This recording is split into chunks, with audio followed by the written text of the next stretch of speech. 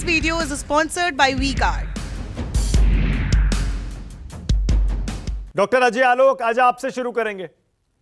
अब तो प्रियंका गांधी ने भी इशारों इशारों में पनौती कह दिया अजय आलोक, राहुल गांधी के बाद। हालांकि अभी खबर यह है कि आपने चुनाव आयोग में जो शिकायत की है उस पर राहुल गांधी को नोटिस मिल गया है, लेकिन कांग्रेस पार्टी रुक नहीं रही है ये पनौती वाले अपने मुहिम पर, अपने अभियान पर। अजय आलोक, देखिए, माना कांग्रेस पार्टी का इतिहास ऐसा ही रहा है।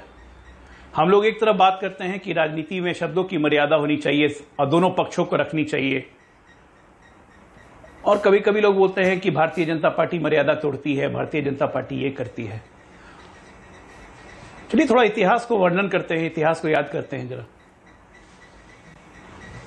उज्जैन की रैली में अटल बिहारी वाजपेयी जैसे व्यक्ति को सोनिया गांधी ने कहा था ये गद्दार है। अटल जी ने अपने सौम्य स्वभाव के अनुसार कोई जवाब नहीं दिया, लेकिन मोदी जी ने उस वक्त जो जनरल सेक्रेटरी थे, जो अभी हमारे वर्तमान में प्रधानमंत्री हैं, मोदी जी ने प्रतिकार किया, कहा कांग्रेस को माफी मांगनी चाहिए। कोई माफी नहीं आई। सदन के पटल में 2002 में सोनिया गांधी अपना लिखित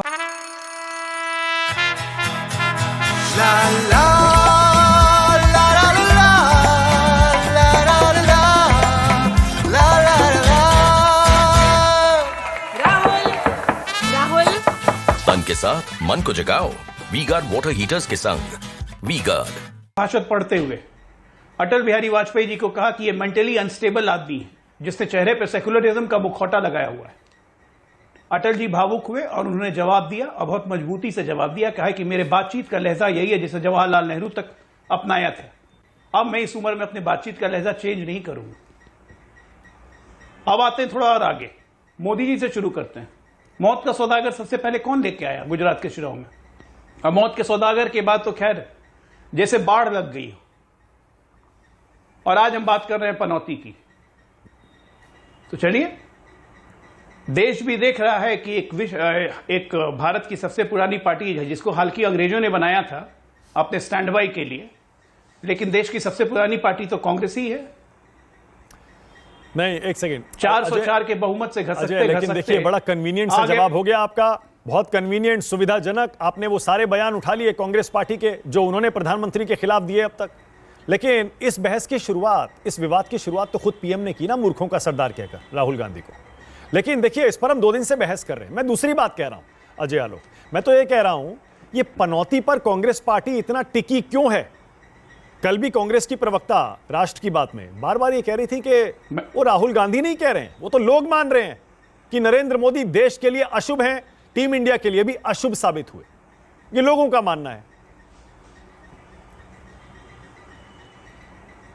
ठीक है, उनको इसी अंधविश्वास में जिंदा रहने दीजिए। पनौती कौन है, किसके लिए है, और कांग्रेस पार्टी की पनौती राहुल गांधी कैसे हैं, ये तो कांग्रेस पार्टी के रिजल्ट में ही पता चलता है ना। जब कांग्रेस पार्टी सिमट के आ जाती है 52 पे, 403 से 52 पे आगे पनौती कौन है? 2004 से लेकर अभी तक 22 साल हो गए राजनीति में आए हुए, 21 साल, 2004 में पदार्पण हुआ था, 50 से ऊपर चुनाव हार चुके हैं। अब पनौती कौन है फिर भी मुझे बताना पड़ेगा। और अगर उनको कोई मूर्खों का सरदार, प्रधानमंत्री ने उनका नाम नहीं लिया था। पहली बात, अपने आप पे अगर लेने की कला है, लोग कहते हैं कि प्रधानमंत्री ने कहा जर्सी गाय, प्रधानमंत्री ने कहा बछड़ा। कभी आज तक प्रधानमंत्री ने नाम लिया क्या किसी का? जब शब्दों की शब्दावली नहीं है, राजनीतिक कम्युनिकेशन का ज्ञान नहीं है, तो उसका मैं चिंता नहीं कर सकता हूं। और राहुल गांधी को तो मैं कहता हूं डिसलेक्सिक है।